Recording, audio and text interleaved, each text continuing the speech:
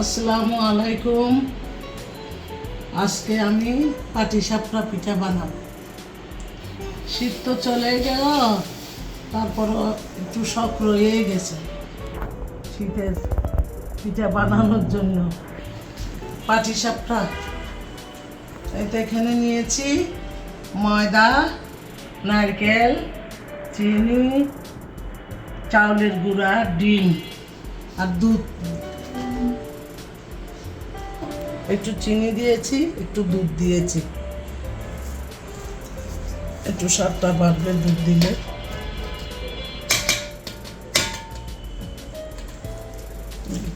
ঠিক আছে, এখন আমি চুলোয়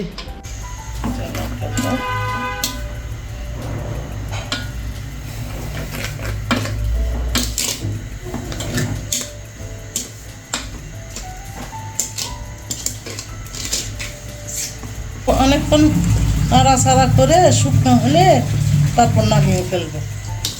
পানিটা শুকিয়ে গেলে তারপর নামিয়ে ফেলবো।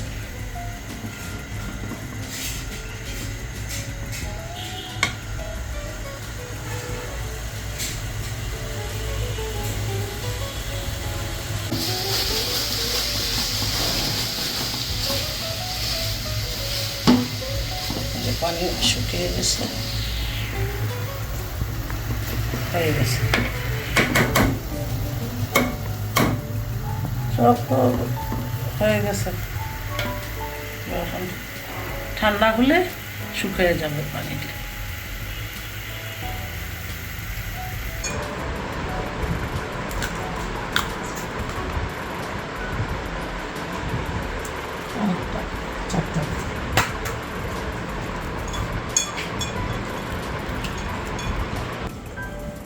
প্রথম ডিম দিব, তারপর চিনি মিষ্টি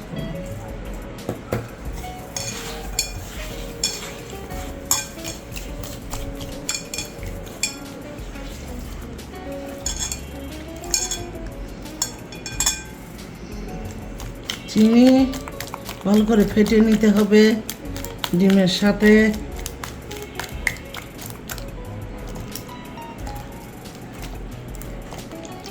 তারপর চাউলের গুঁড়ি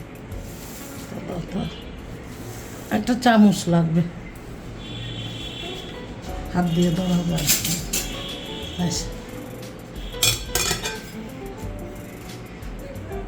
চাউলের গুঁড়ি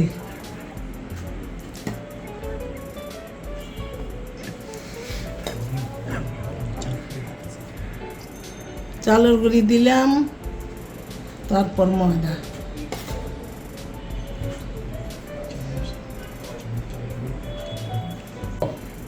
দুই চামচ চাউলের গুঁড়ি, এক চামচ ময়দা, তারপর একটু দুধ দিব, চিনি দিয়েছি স্বাদ মতো।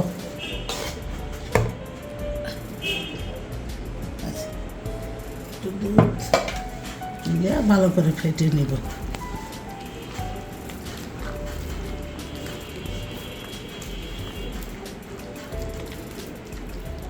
তারপর অনেকক্ষণ ফেটতে হবে। তারপর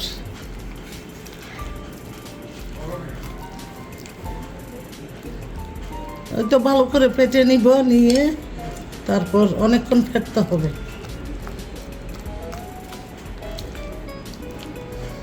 তারপর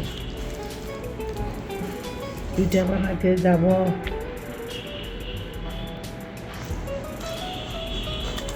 আমি আবার একটু ডিম দিই, তো অনেকজনে দেন। আর যেটা গুড় দিয়ে তৈরি করে ওটাতে ডিম দিতে হয় না। এটা হচ্ছে চিনি দিয়ে, আমার মেয়ে আবার গুড় খায় না, এই জন্য চিনি দিয়ে তৈরি করতেছি। এটাতে একটু ডিম দিব।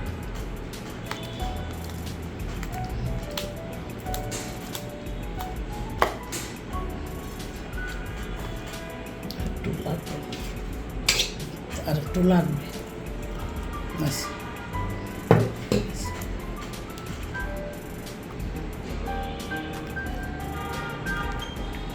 দুধটা ঠান্ডাও দিতে পারেন, কুসুম কুসুম গরমও দিতে পারেন, কোনো সমস্যা নাই।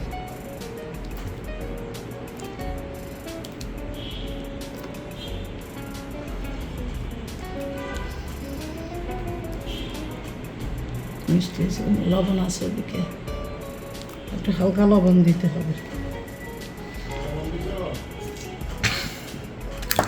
হ্যাঁ, একটু লবণ দিতে হবে। ও সব জিনিসে লবণ দিতে হয়, মিষ্টান্ন জিনিসে একটু লবণ দিতে হয়, না হয় স্বাদ লাগে না। আচ্ছা, এখন একটু 5-10 মিনিটের মতো রেস্টে রাখবো।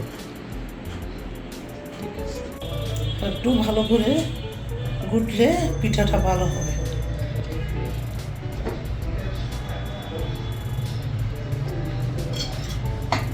কাপ নিতে হবে একটা। বিসমিল্লাহ। এই যে পিঠা দিয়ে দিলাম।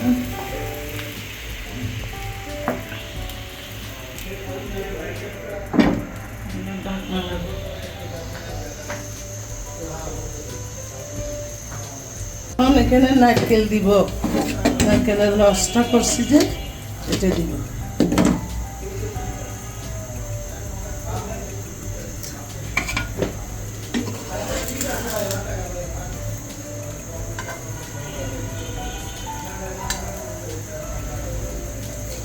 এই যে একটা হয়ে গেল। এই যে পাটিসাপটা পিঠা বানানো শেষ। এখন তোমরাও বাসায় বানিয়ে খাবে এভাবে। আমার চ্যানেলটা ভালো লাগলে সাবস্ক্রাইব করবে। ধন্যবাদ।